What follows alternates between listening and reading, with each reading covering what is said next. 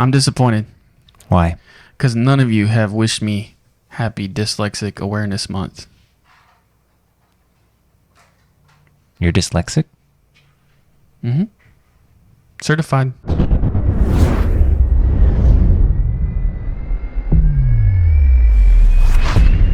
So we wanted to do a little breakdown of the latest project that we just completed that released today, Decoding Dyslexia. Today, Jonathan and I want to sit down and talk about the project, how it went, what we liked about it, what we wish we could do differently, and whatever else is on Jonathan's pretty brain. I have a very pretty brain. You were kind of the lead producer on this one, so tell me about the beginning of it, what information you had, and what you learned about the school through the process. Yeah, well, we had already done a short branding video for the Dyslexia School last summer of 22. Mm-hmm. So we already knew a little bit about the school, had some context. But really for this one, we were wanting to create a more personal story, kind of connecting with the individual stories of a few of the kids that went to the school, making it about their struggles and their journey rather than just the school itself. So Tammy Spencer, the owner of the school, she selected 4 kids that she thought would make good candidates for the storyline, and we just kind of went from there. Tried to schedule a couple of different recording sessions for each one, with the idea that we'd shoot interviews with the student, with the parents, and then get some kind of footage of them doing something that was meaningful to them. So it kind of didn't work out that way for us at first, right? I think we discovered that we maybe didn't need 2 shoots per kid. Is that right? Yeah, so I think when we started out, then we kind of had an idea of what it was going to be, and we didn't. I think one thing that we maybe didn't do enough of on this was ask enough questions and get enough information on the front end. And what the Dyslexia School was doing over the summers, they have a kind of a summer camp type thing where the kids come in for, I think it's a 3-hour session every day of the week. Mm-hmm. And we kind of went into it assuming, each one of these 4 kids is going to be going through this summer camp. So we'll be able to kind of film them at the beginning of the summer and then film them at the end of the summer to kind of show their progress. Well, it turns out only one of the kids was actually going through the summer camp this summer. The rest of them had already been through the program before. So we didn't really have that opportunity to show that progression. But that's kind of where, what you think a project's going to be at the beginning isn't always where it goes. And we kind of discovered some different storylines along the way. And I think it ended up being a really compelling story in the end. It was different than what we thought it was going to be. For sure.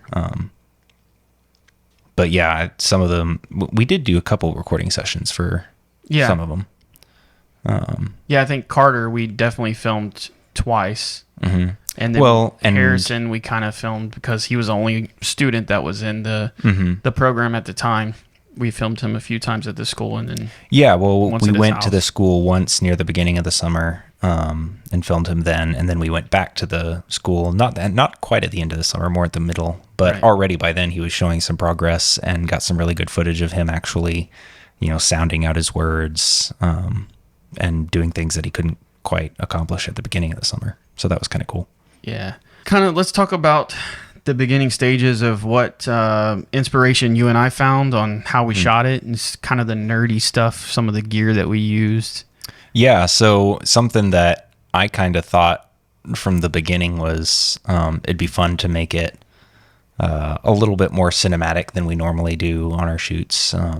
We've kind of got not that we can only do this style, but we kind of got a typical style that we approach projects with, and it's a little bit more kind of like documentary style. And this one is still in that vein, but we just wanted to make it a little more visually appealing. And I really enjoyed the Becoming You documentary on Apple TV, which is still a very documentary feel show, but just some of the way that it's shot, the B-roll, the stories with the kids, it feels very intimate and personal and just beautiful cinematography. Yeah, I think a lot of the shots are really shallow, have that shallow depth of field. Yeah, so that's kind of one thing that we approached was like, hey, let's just find a way to make it feel, rather than shooting like I don't think we used any gimbals on this one. It was all handheld, or tripod for the interviews, but just kind of to make it feel a little bit more immediate, like you're right there with them, a little less corporate-y, Yeah. And I think we achieved that really well. I do too. We shot all the interviews with the Sony FS5 on Rokinon glass, real shallow. I think f1.4. So that was our wide angle. I think a 50 millimeter f1.4 lens for all of our interviews. And then we used, what did we use for the tight angle? The B cam was the C70 with the 7200. Right. And some of those we did handheld, and some we did tripod. I think after the first one, I said we're doing the next few tripod. Yeah, because handheld was a little bit tiring, especially if it's a 45-minute interview. Yeah. But no, I think the first inspiration that you had from the first documentary, I think you showed me the trailer, and that really inspired me. So when I started to edit, I downloaded the trailer and kind of put it on top and kind of mirrored some of the things that they did in there. So the first part of the whole video is we kind of stole or taken parts of how that trailer was shot. And that was kind of the most, I don't know, it got us excited to really get the project started, because we kind of envisioned the first minute kind of just sharing the first part of the whole film and establishing what this film is actually about. This has been a 3 to 4 month process, maybe longer. Yeah, I think we started planning in May, started shooting in June, and then we finished it up in mid-September. So right. yeah, it's been fun. It's been fun watching the reactions of people. We got to see him watch it live at the gala and had some good comments there from people. All the participants, all the families were super happy. I think that was something fun too, as I don't think I've ever worked with as many kids as we have in this film. So interviewing that many kids in one settings, and they actually said some really good stuff. I mean, they made the film, really. Anyone that watches Lucia's part, they get real emotional, and she was so cute and so funny. Really well spoken. Yeah, really well spoken. Yeah. I don't think you asked her a question at all. She just sat down and started. I didn't even have the opportunity to ask a question. She sat down and just launched into, clearly she had a lot on her mind. And I mean, that was great as an interviewer. That's fantastic. Yeah, she was really good on camera. All of them really were good on camera. Why don't we play a little bit of the timeline and just intro. Go through a little bit of it. Zoom in here. Yep, here we go. Whoosh. All right, should we tell them about the voiceover here? The voiceover artist? The voiceover artist, the AI voiceover artist. Yeah, that's right. This is a voiceover artist, and this is the first project that we've done this with. Actually, I take that back. We did it for a small project to see if it would pass through the client. We didn't tell them, but it worked out, and they loved the voiceover. So this was kind of fun to play with some AI stuff on this one. Yeah, and it took a little bit of playing around with it and tweaking the settings and lots of different tries to where ultimately it probably would have been easier and faster to go through a traditional voiceover artist. Maybe. I feel like there's a delay when you're like having to wait on someone else to get back in the studio, re-record it. But maybe they would have done it right on the first try. So you might be right. Yeah. But nonetheless, it was still fun to play with. And, initially I'd put it in there just as a rough pass for us to kind of get an idea of what it was. And actually wrote the whole script for the first part with AI. So that was something fun to do too. Which, speaking of dyslexia, is something that for you is really helpful, right? Yes. ChatGPT. Yeah, it would have been challenging for me to say that's one reason I love writing, but I've never really tackled it because of struggling with dyslexia. I hate emails. I hate doing all that stuff. But with the AI, it's been really helpful because I can just type my random thoughts and it helps put it together, formulate it, make it where someone normal like Jonathan can read it and understand it. So anyways, that was kind of a fun part for the first part. And the visuals. This is where I was excited to start to really see the film come together. Yeah. You know, Carter jumping on the trampoline, seeing Luke smile, and Harrison putting his helmet on, and her crying, Lucia crying. It's just, as we unveil I don't know, I think it looks so good. to success. And then Levi came up, well, you came up first with the super there, that's called the little title that came in. And then Levi made it really cool by actually having the dyslexia word kind of code in. Which I don't think we have in this version of the I did. timeline. Did it? Yeah. Oh, yeah. There it is. Yeah. All right. I wasn't watching closely enough. I thought I had an older, I thought that was a nice touch Yeah, I thought I had an older version of the timeline here. that we added that in. I don't know if people really noticed it, but It's subtle, but I know some people did. I know Tammy noticed it. did she? Yeah. Cool. She mentioned it. Cool. One thing that I want to talk about is just, kind of what we were talking about at the beginning, what we originally thought the project was going to be versus how it turned out. And that's honestly what's fun about documentary projects and any project is it always ends up differently than what you think it's going to be at the beginning. The whole saying a film is made 3 times: when you write it, when you shoot it, when you edit it. And you have kind of another, not really another stage, but I feel like that's even more true in a documentary just because things come up that you didn't know were there. And something that we didn't know at the beginning was, we went to go film Carter's family and then we come to find out, it's Robert making faces through the glass. Sorry. Oh, well, something that we didn't know going into it was that Carter's dad also has dyslexia. Yeah. And that was a fun angle on the story that I really enjoyed because we didn't know about it going in, but then we discovered that we're like, oh, okay, now we've got, this perspective of this father who struggled with this when he was younger and not getting the help early. And I don't think we would have discovered that too if we didn't structure the shoot the way we did. So the first time you and I went out there, the goal was just to shoot B-roll, kind of get to know them. No audio stuff, just sit down and kind of get them familiar with us get familiar with them. And I don't think we would have discovered that if we wouldn't have set that first shoot up like that with them. So I think that was good. I thought it added a depth to it because just the emotion and the passion that he had talking about, hey, I struggled with this when I was a kid and now these resources are available that weren't available to me, but they're available to my son. And that was really cool. And that really resonated with me because his dad and I are kind of the same age. I think he's a couple years older than me, but he had went to the Sylvan Learning Center, which was kind of like the dyslexic school of that time.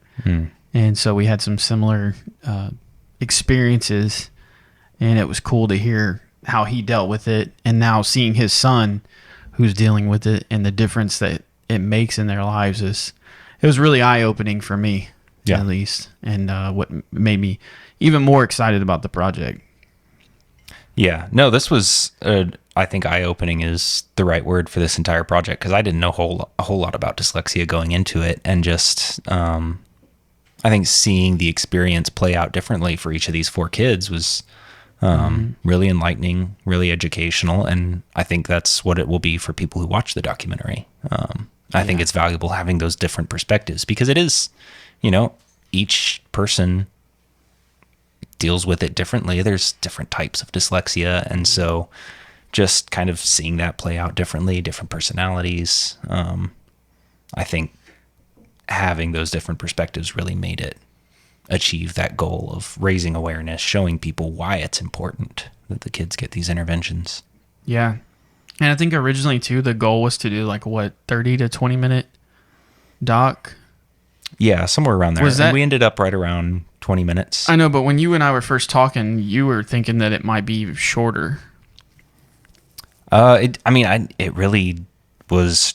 We didn't know what the content was going to be. We didn't know, we hadn't filmed any of these kids yet. So it's kind of, hey, this could be a 5-minute thing or it could be a 50-minute thing. It's, and you really can't discover that until you shoot it. And it ended up around 20 minutes. Yeah. It could have been longer. It definitely could have been longer. I had a hard time cutting things for sure. Yeah. And a lot of it was really good material, but I think the story worked out best right around the 20-minute mark. Now, I think we can probably go back in and take some of that content and make some shorter pieces out of it. Sure. There's material in there that's helpful material. And the school may choose to do that, Yeah. In fact, we've cut, I think, 4 trailers. That was something that was fun too, is we really promoted this video a lot. We did 4 different trailers. We've posted them, I think, one a week and up until launch. And we're planning on putting these in some film festivals. So it's been fun for us to really promote a film that we shot. And I don't think we've ever spent this much time promoting something that we shot. So it's been pretty cool. Yeah. Well, and it's a lot more fun to promote something when it's doesn't just feel like you're tooting your own horn, but it's like we're promoting this because, it actually benefits our client by, the more people see this, just raising awareness and getting more people, specifically more people in the Houston area, aware of this school and what they're doing. Let's talk about Miss Tammy for a minute. She is so sweet. Yeah. And honestly, kind of a dream client to work for. Yeah. Because she asks for a lot. Like she expects high quality and she wants high quality, which is great. Like we don't want to work for people who don't want good work, but she understood that we're the professionals and she gave us a lot of freedom. She was very clear with us. Hey, this is what I want to do. This is the story that I want to tell. But she didn't try to micromanage. She didn't try to tell us how to do our jobs. She was like, hey, this is what I want. These are the types of stories that I want to tell. And then she asked us, like, how do we tell this? And she really trusted us. Yeah. And that was the cool part. So you have some people that they have a vision in their mind. And like you said, they really kind of stand over you the whole time. And she wasn't like that. But I think we executed her vision. I mean, I think so. Yeah. Really well. She's very happy with it, very proud of it, and we were super grateful and honored to work with her, and glad that the relationship will continue for sure. Yeah, she's fun client to work for. So I think that's the only stock footage that we used. 2 shots. Oh, some of the Houston stuff. Yeah, some of the Houston drone. We know that footage. 87% of our Texas prison system is functionally illiterate. So that's that real shallow depth of field. So everything 50 millimeter. Everything's blurry in the background. So there's a school to prison pipeline being built. Fortunately, she had a beautiful home to film in. She I was did. being notified by a lot of family members. Their kids weren't being taught the way that they were used to them being taught, and they reached out for help. So this first part, we're just setting up how she started the school. Given some of the context. Yeah. A few kids. You want to jump ahead to They were Carter's? just going to be closed for a few. I love how we transition from her talking, give a little bit of something from Carter, and then the titles. Yeah. I love the titles that you came up with. Well, in Greater Houston, word spreads quickly. I knew my other friends could read, so I was like, why am I having trouble reading, but nobody else is? He's just amazing kid. Yeah, he is. So well spoken. And it would have been cool to meet him before he went through all this, because they said he really struggled. I remember Tammy saying that he would be kicking and screaming. And yeah. Well, and that's where, we were able to use a little bit of kind of found footage, use some iPhone footage in there, which, it doesn't look as good as the nice cameras, but honestly, on something like this, it's the story is the most important. And I do wish that we could drive somehow. It was just timing and everything, but I want to drive, when we do more stuff, the frustration of how frustrating it is, the struggle, because, we did a little bit by when he talks about it here, I think he said if you type a bunch of random words, that's what it looked like to him. And we kind of put a little title text on the side to kind of show it. But if anything, I wish we could go back a little bit and figure out a way to really drive it home for the viewers that don't have dyslexia to kind of see the struggle. And we did, but I don't know. What are your thoughts on that? That nobody else. Confused understanding. That's what I love about what Philip said. That described it the best. They got me tested and realized that there was something going on. I loved Philip's passion when he's talking about it. He brought the energy, I think, to the film. All right, well, let's talk about Harrison a little bit. You got that last one. Harrison came to us. He's just starting.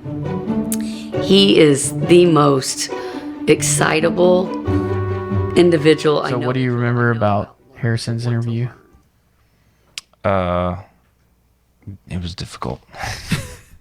Just because him and his little brother, were running around and making noise, as kids will do. But honestly, it made it fun. It sure did. It brought a certain level of energy to it, and you don't. I think that was a challenge because I haven't worked with that many kids. Yeah. And getting them to sit still, and we didn't end up using any of his interview. There was one hilarious part which we couldn't use, but kids say the darndest things. Yeah, they sure do. But his family was super nice. Yeah. And I don't know, I feel like it looks good. It's a good interview, and part of it when she's talking, little brother's kind of dancing in the background that I thought was distraction. You masked that out. So maybe we could show that. That's pretty funny. TV and iPad. So hanging there in the background. In a minute, he shoots the camera. I think we cut it. Yeah. But yeah, just an easy mask out. That was fun, though. And Luke was fun. Luke came to me in the middle of his second grade year. He was a brilliant young man. His vocabulary was off the charts. So the thing that just wasn't connected. Lauren, Luke's mom, said that really stuck with me is that she kind of accused Luke of not trying in the beginning because she didn't know. Yeah. She just felt like he wasn't trying. Yeah. And I could totally relate to that because I remember my parents being super frustrated with me and like, why won't you do your work? And me not really knowing how to explain to them that, hey, when I look at this stuff, it just doesn't make sense to me. And, you feel a little self-doubt. You're like, how come everyone else around me can do this assignment? Why can't I do it? So there's a lot that goes to it that these kids have to face that are going through school. And so I'm just really glad that the school's there to help them out. But when she said that resonated with me for sure. I think we put it towards the end. That and then, of course, during this interview, Luke was crawling all over the place. I had a hard time sitting still. just a challenge of filming and on camera. That's one reason, too, why I chose to use the B cam. Because it was cool, but sometimes it could be distracting. Yeah. Neat kid, neat family. And then, of course, Lucia. I think she made everybody cry. Yeah. Yeah, we said this at the beginning. She sat down in front of the camera and just immediately started talking. I didn't have to ask her a question. I asked a few follow-up questions just to kind of, get a little bit more in depth, but she knew what she wanted to say and she got right to it. And then her dad was also had some really good stuff to offer. Yeah. Each family had a lot to offer, and it wasn't hard to tell their story. What was hard was cutting down each part. And that's always the tough part is deciding what to cut, because you're like, oh, this is so good. But in the end, you really have to cut everything that doesn't advance the story that you're trying to tell. And she was so emotional. Yeah. Yeah. I think you said you had a hard time even keeping it together yourself. A little bit. I'm kind of heartless, but... No, that's not what you told me. You're trying to act all tough on this podcast, but you said, I'll tell you what, it's hard to see a kid lose it like that. Well, I don't know if it was as much like I was breaking down as I was just kind of feeling a little bit bad. uncomfortable and unsure, because when you're interviewing an adult and they're getting emotional, then it's usually my instinct is to just shut up and let it play out, because you want to let that emotion come through on camera. Yeah. But with a kid, I was like, oh, I don't know how I feel about doing that, because You want to respond. I want to respond. I want to make them feel better. And I don't feel quite right. Just, because kids generally, they're not as good at emotionally regulating. And I don't want to just let this kid totally fall apart on camera. Yeah. So that's something that I was like, I really don't know what to do here. I think it's good for her. I think it's good for the family. They'll look back on this when she's grown. That's another aspect I didn't think about, is like, this is something for them and their families to have for a long time. Who knows what these kids are going to turn into. And, maybe they'll be using this for their life documentary if they become some big, famous, important person or something like that. I don't know. Yeah. It's pretty cool. It's exciting that they're getting the help that they need. And each one of them seemed like the school has really helped them and made a difference in their life. Yeah. Yeah. And then at the end, we kind of came back around to Carter's story, just to kind of resolve out that storyline. Yeah. And I thought it had a strong conclusion, really showing how much he's improved and how much just, being able to read has changed his entire outlook on life, Yeah.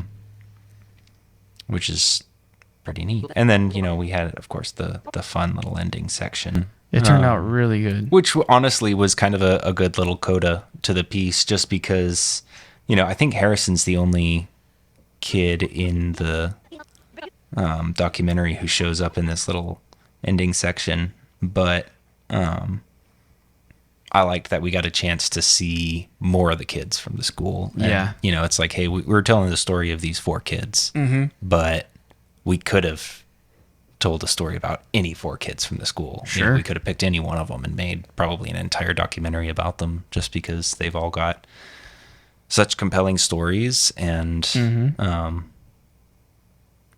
I thought that was kind of a fun thing where I actually was just going out to the school just to get a little bit of extra footage of Harrison that one day, and Tammy was like, hey, I've got this idea, I think we should film this. And I said, all right, let's give it a shot and see what happens. Yeah, it worked out. And I love that's how we end it.